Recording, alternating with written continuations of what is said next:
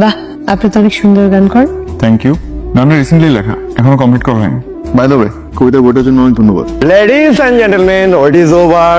কনকনে শীতের ভিতরে তাপাতে তাপাতে বাহ, কই থেকে আসছো? ভুলের মতো দোকান থেকে? ওস্তাদ, গুণীর কদর করতে শেখো। কোথা থেকে এলো সেটা বড় ব্যাপার না, যে গুণী নিয়ে এসেছে বর্তমানে তোমাদের জন্য সেই আসল হিরো। হিরো, আপনি দাঁড়িয়ে আছেন কেন? বসুন। ও শিওর, কিন্তু সামুস তো আনিনি, তাই না? সামুস আনি। আজকে অনেক ঠান্ডা, তাই না? কাপড়টা ঠিক মতো জড়িয়ে রাখো, ঠান্ডা একটু কম লাগবে। ও সরি সরি সরি, স্পেশাল মোমেন্টে মনে হয় ঢুকে পড়েছি। রুইন তো করে ফেলছো, এখন চাউমিন খায়। ও sure sure, ticket, thank you. মজা।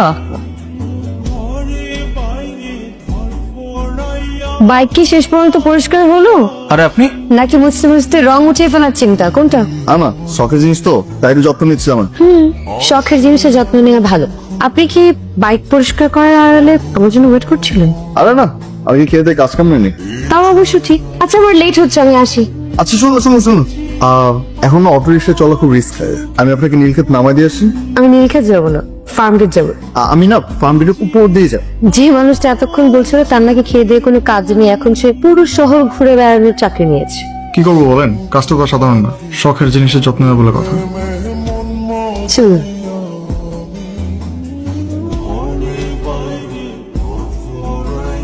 মামা, এখানে কি সাইড করে তো? আন্টি, আপনি এখানে কি করছেন? আমি মাহিরা, সিলেট থেকে এসেছি, আপনাদের সাথেই তো থাকি। আমি বাসার ঠিকানা গুলিয়ে ফেলেছি, আমি কোন দিকে যাব বুঝতে পারছি না, ঠিকানাও মনে পড়ছে না। আচ্ছা, আপনি আমার সাথে আসুন। আসুন। দুশ্চিন্তার কোনো কারণ নেই, অতিরিক্ত টেনশনের কারণে প্রেশার ফল হয়ে গেছে। ঠিক মতো খাওয়া দাওয়া করবেন, আর হ্যাঁ, যে মেডিসিন নিচ্ছিলেন মেডিসিনটা রেগুলার করবেন। আঙ্কেল, আমি ডক্টরকে এগিয়ে দিয়ে এসে আপনি থাকেন। হ্যাঁ ম্যাম, ঠিক মতো খাওয়া দাওয়া করবেন কিন্তু। খারাপ লাগছে, একটু ফলের জুস এনে দিই। না, এই কিছু খাওয়া।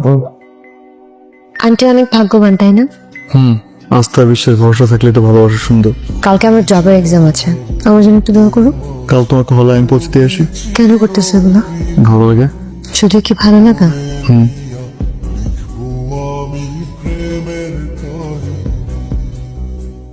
পরীক্ষা তো শেষ, সিলেটে ফিরে যেতে হবে। যেতেই হবে। আমার তো ঢাকা সেরকম কেউ নেই না, মানে সবাই তো আমার সিলেটে থাকে। আর সত্যি কথা বলতে, এই কয়েকদিনের যে সুন্দর সুন্দর স্মৃতি আমি নিয়ে যাচ্ছি, আমি সেগুলো কোনোদিন ভুলতে পারবো না। সব স্মৃতি হয়ে থাকবে। তুমি আমি তুমি সব স্মৃতি হয়ে থাকবো। না, আমি ওভাবে মিন করিনি। তবে আমি মিন করেই বলছি। কি?